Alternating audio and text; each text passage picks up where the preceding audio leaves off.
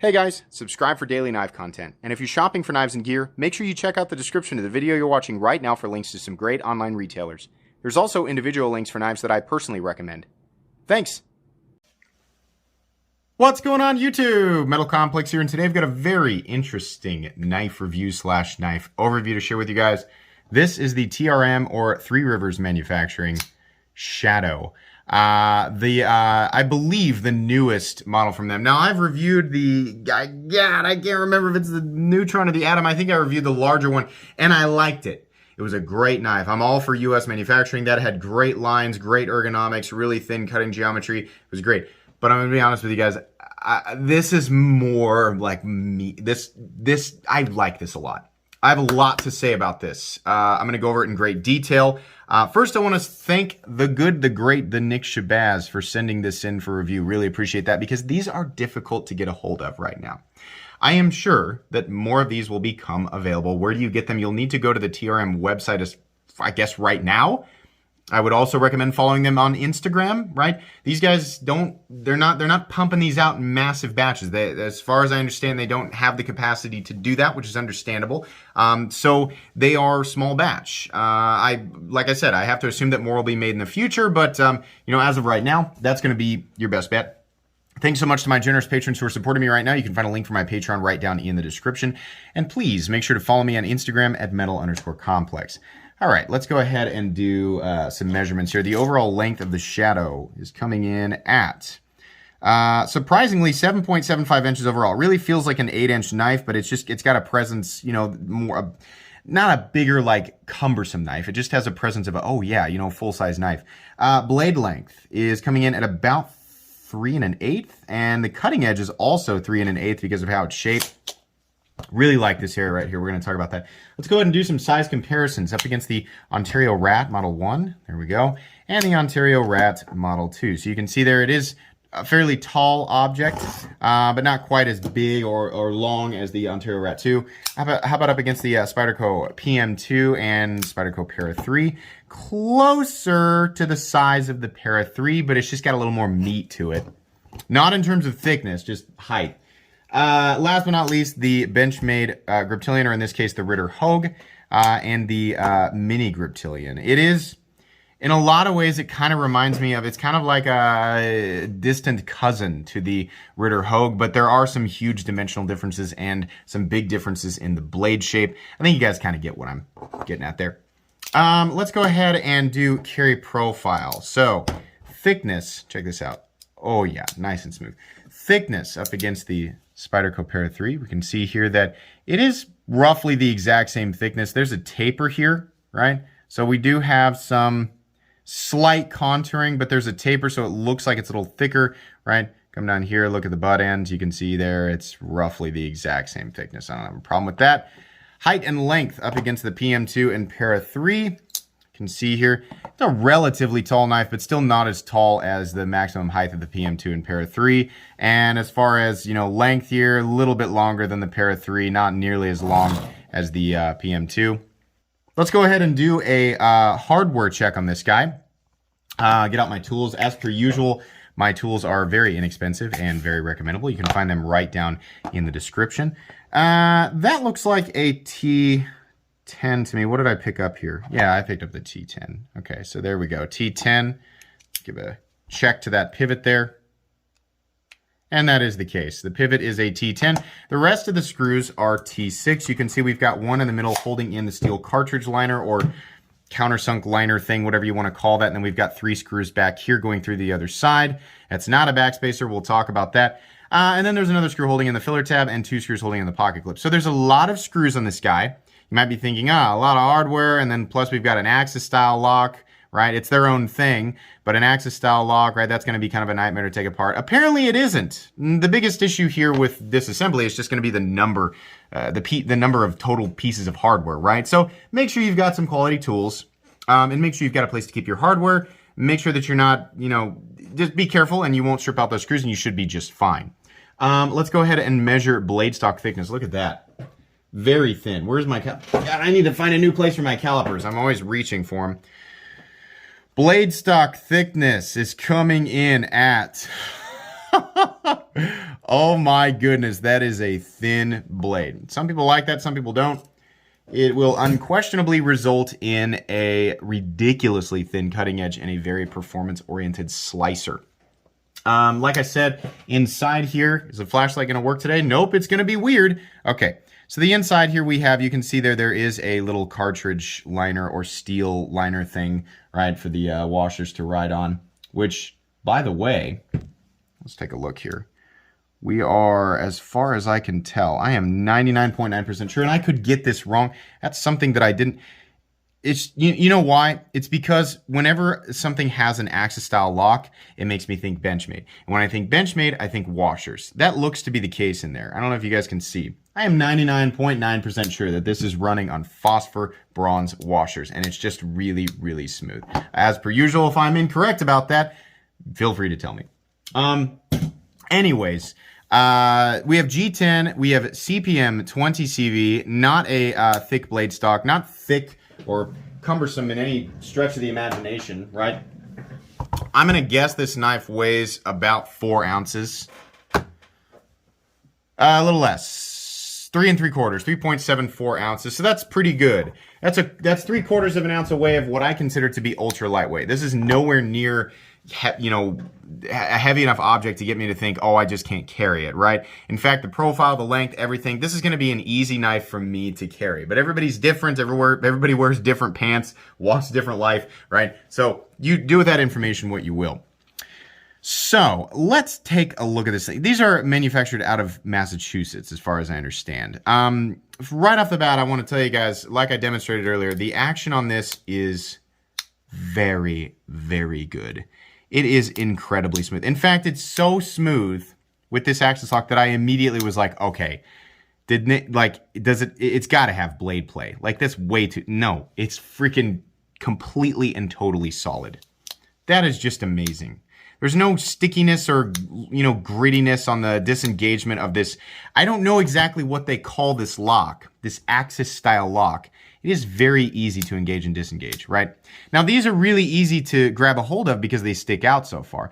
That's going to bother some people because they stick out, right? Now, during use, a normal grip on this guy, I got to be honest with you guys, I'm not really feeling it. But I don't know if that's going to create, obnoxious drag in and out of the pocket for some people. Maybe if you have other things in your pocket, in your knife pocket, maybe it's going to bother you. They do stick out. It doesn't bother me that much, but I feel like it's something that I should point out to some people. You guys might be noticing there's a little screw right here. So this lock is something that can be disassembled, or partially disassembled right here, which makes the overall disassembly a lot easier. If anybody who's ever taken apart a Benchmade knife or any knife that's got an Axis style lock, that can be kind of difficult because upon, reassembly, you have to kind of hold it down and get everything back into place. And then, I will actually screw a screw down and then release it so it all comes back. That makes this process much, much easier, which is great because you do have quite a bit of screws. Now, if you want to completely disassemble it, then yeah, you're going to have to go through, that all the way. But if you're just wanting to, do a partial disassembly and a little bit of a cleaning, right, then that makes that process much, much easier. So that's cool. That's a neat little touch that it will make life a lot easier for a lot of people. I got to point out this pivot here. That's beautiful how they did that pivot. Sort of seashell texturing right there. And it is it's just beautifully flush with the scale. It's just awesome. Ergonomics on this guy. Yeah, whether you're choked back or choked up, this is extremely, extremely comfortable. Even the pocket clip with a little bit of a bill is falling right into, on my hands, is falling right into a spot that makes this knife so comfortable. You can see here this choil is kind of halfway on the scales and halfway in the blade, which is an excellent way to do that. You can get right behind the edge comfortably and safely if your hands look like mine. If you've got truly monstrous XL hands, you're going to be fighting that space there a little bit. But for most people, you're going to find that this is basically an ergonomic masterpiece. It is very similar to the Spyderco Shaman, but it's kind of just reduced down to a size that's a little bit more reasonable for a lot of people. On top of that, like I said, there is slight contouring, and they've definitely done a good job chamfering all these edges down. There's nothing sharp here. There's nothing obnoxious here. All of this is just great, and it's really nice to see everything fitting together so well.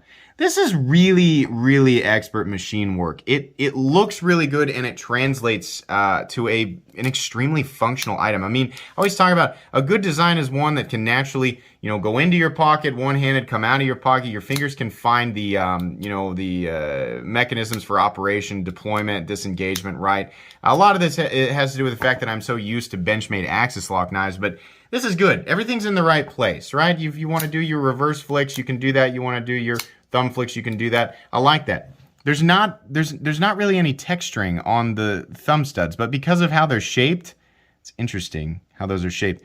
You find a good amount of the meat of your thumb will get underneath that little ledge on the thumb stud, and you'll be able to deploy it, right? It doesn't really need any excess texturing or anything like that. I found that I don't miss it, right? My thumb finds it naturally, and it's really easy to deploy. This knife has some excellent fidget factor to it.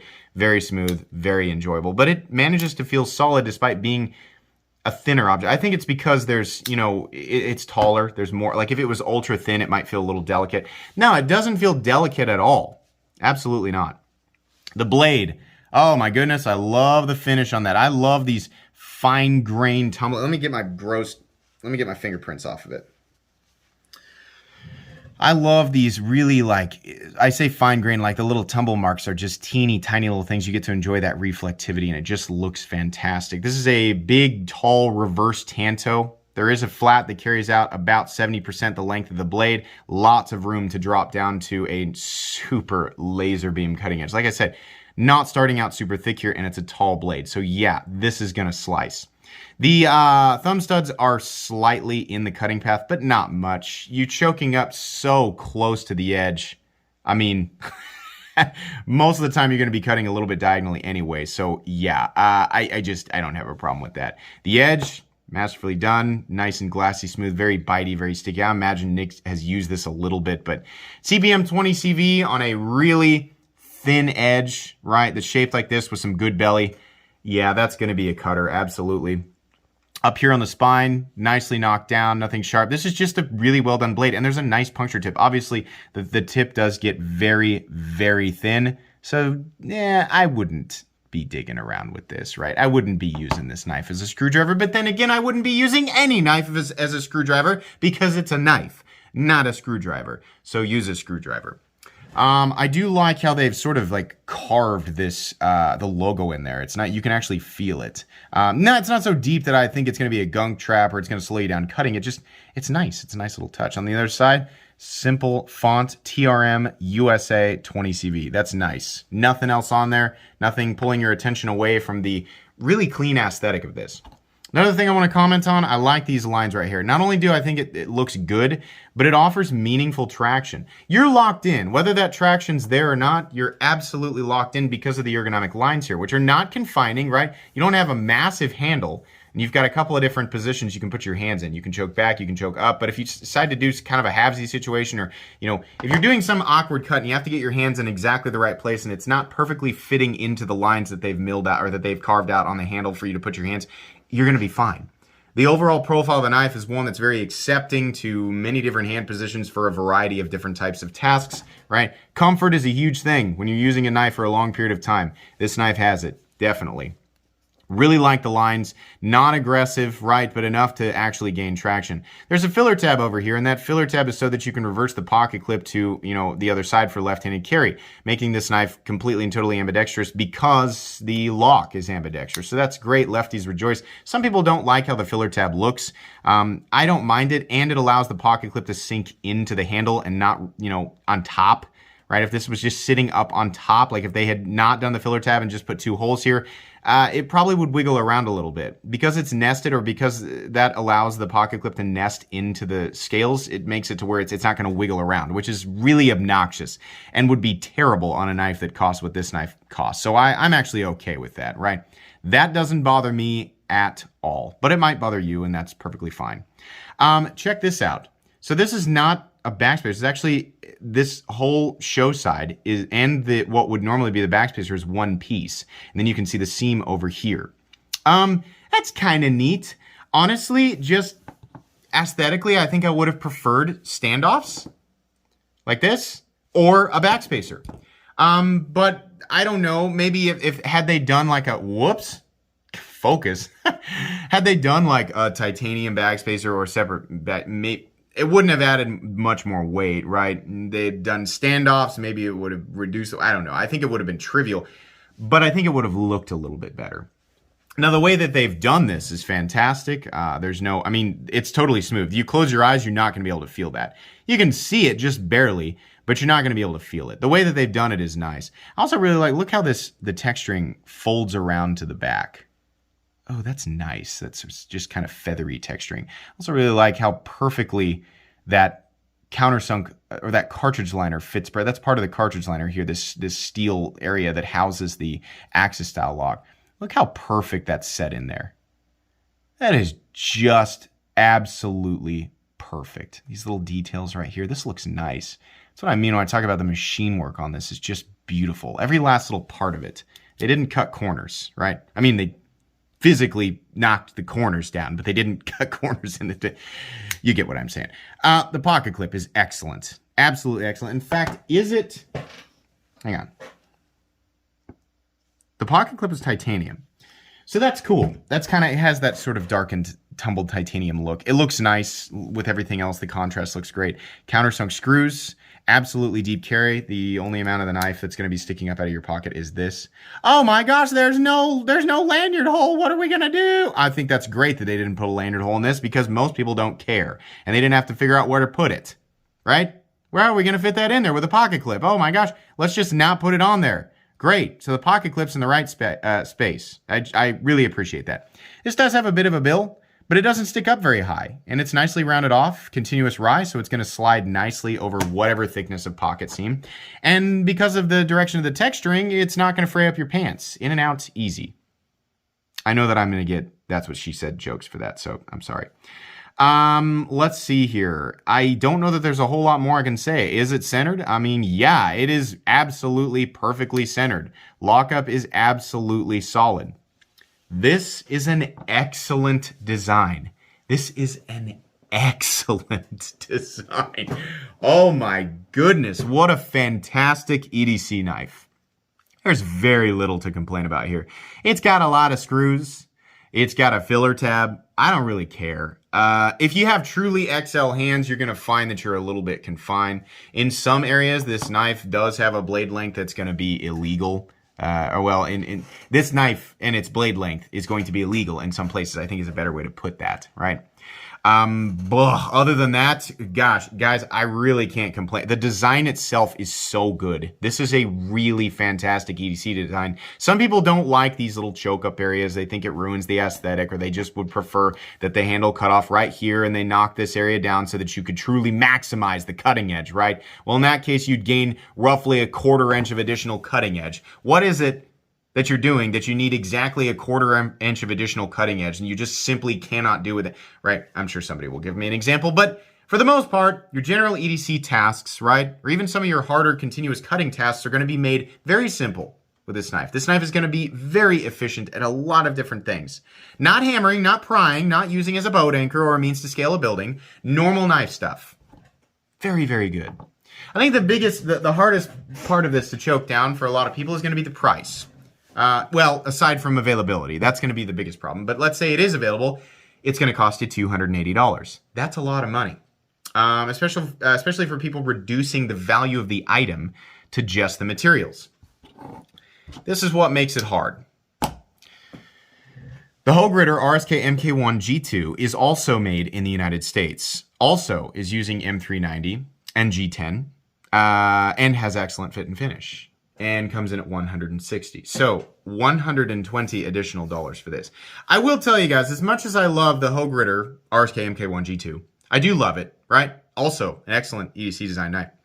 Its fit and finish is great, but the TRM is definitely a step up. I mean, those extra polishings are, again, we have easy disengagement of the lock bar, easy access to the thumb stud, right? Nice and smooth. It's the same thing that we're looking at here, nice and smooth. Easy. All that's there. It's all present. The materials, the functionality, it's there. But the polishings and the fittings, there's just a little tiny bit more. More edges are knocked down here. There's a little bit more precision in the fitting of everything, right? you know, the this is good. It's just got a couple of weird little gaps and things right there, right? Some of the edges and things in here are just a little tiny bit sharper. There's just it. This knife feels a little bit more polished, a little bit more finished. Everything, all the way around. I'm not saying that the Hogue Ritter is bad. I'm just saying there's extras. There's a little extra here. $120 of extra for everybody. Well, no. I mean, not everybody values that stuff. I mean, the Hogue Ritter RSK MK1G2 or Mach 1G2. The Hogue Ritter, I hate having to say that every single time. That's my fault. The Hogue Ritter is excellent, and arguably you'll never need more of a knife than that. In fact, there are knives out there that cost $50 that people could say you'll never need more of a knife than this.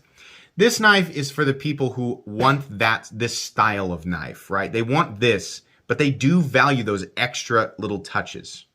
Obviously, TRM is not having an issue selling these, right? There are enough people out there who do value those elements that they can't keep them in stock. I'm sure that they're running at maximum capacity, trying to pump more and more and more of these out so they can get them into the hands of people who want them, right? But yeah, I think they're catering to people who want a good, usable EDC design that's very versatile and that is a performance slicer, performance cutter, right, whatever. But it's got those extra little teeny tiny elements there. That being said, $280, right? I mean, it's like, we could get titanium. ZT will sell us a knife in titanium, you know, with the same materials. Okay, that's fair enough, but they're obviously trying to minimize the weight on this for the size that it is and create that ideal balance, which, by the way, the balance point is basically right there, just right behind the pivot. Obviously, I can't balance on that. Balance is good. It feels good. It feels much like, once you get it in hand, it feels much like, it feels like it almost disappears. Like it doesn't have weight. It's just an extension of your hand, right? They wanted to achieve that. If they made this out of titanium, it'd be heavier. Now, that being said, I definitely would like this in full titanium, and I would pay more money for it. It is made in the United States. Making something like this in the United States and adding that level of intricate polish work is definitely going to cost a little bit more money. How much more? I don't really know. I don't make knives. $280 feels a bit high. I think had they said $250, I would have been like, yeah, that makes perfect sense to me. $280 is it's extra, right? But how many of my reviews have ended with, well, gosh, if this were just $20 or $30 cheaper, it'd be great. Why? I don't know, right? Because it'd put an extra $20 to $30 in my pocket after having purchased it versus a knife that costs that much more, right? So I can't put my finger on it, but it definitely does feel more polished. I don't necessarily have to have certain materials on a knife to get that sense of value. Sometimes it's the design combined with, of course, country of origin, manufacturing, and then if there's extra polish, it looks like they went above and beyond to really make it something special. The thing that's got me here, the main element here, is the design. I mean, this is just fantastic. The size, the weights, right? The ergonomic lines, the geometry, the cutting edge. Coming from somebody who generally does appreciate a larger, more robust, more overbuilt knife. Honestly, for novelty purposes, because we don't really need that day to day. This is definitely a knife that you could buy, and that's all you would need for the rest of your the rest of your life, right? I sure wish that this was actually a backspacer or standoffs. I really do wish that. Outside of that, though, that's my only personal complaint with this knife. Can I recommend it? Yeah, definitely. If you get an opportunity, if you're somebody who values those extra touches, right, the extra quality that goes into something, because this is masterful. There's nothing here that I can go, that wasn't seated right. That corner's a little. There's nothing. I can't nitpick quality, fit and finish. They've nailed it. And that's largely what I remember from the other TRM knife that I reviewed. I may have reviewed both of them. Their overall quality and fit and finish is a step up when you compare with their US, like if we're talking about ZT Kershaw, we're talking about, Hogue, Benchmade, Spyderco. Those are all great. They've got excellent fit and finish. Arguably, ZT's the closest. And they're using materials that people, are more like, okay, I'll pay for that, right? But yeah, these guys are definitely, there's a little more going on here. There's a little bit more polishing, a little bit more care that goes into this. I can recommend it. It's pricey, guys, but I think once you get it in hand, you'll go, yeah, I get it. It's one of those things where once you handle it, you go, I understand. So yeah, I'm going to recommend this knife. I think this is really cool and absolutely my favorite knife from Three Rivers Manufacturing. I just love this design and profile. It's really cool. That's going to be pretty much it, guys. Thanks again to Nick Shabazz for sending this in for review. Thanks to my generous patrons once again, and please make sure to follow me on Instagram at metal_complex. If you guys enjoyed this video, please leave a like. If you'd like to check out my other content, I do, of course, have lots of videos of knives that are either expensive or inexpensive that I do or don't like, so check those out. And if you enjoy all my content, go ahead and click on that Metal Complex logo right there and subscribe because there's definitely more coming. Thanks again for watching, everybody, and have a great day.